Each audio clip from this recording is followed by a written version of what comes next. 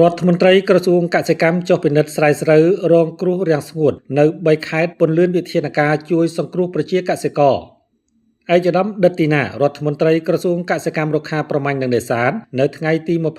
26-27 ខែកក្កដាឆ្នាំ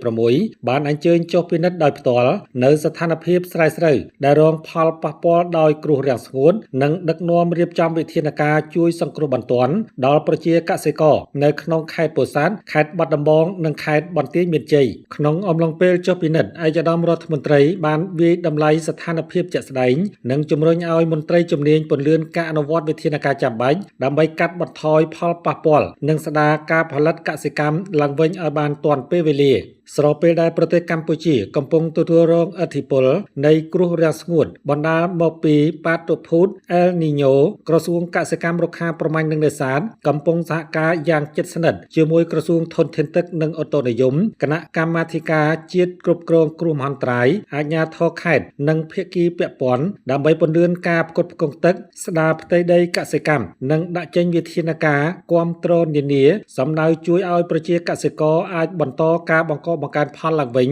បានប្រកបដោយប្រសិទ្ធភាព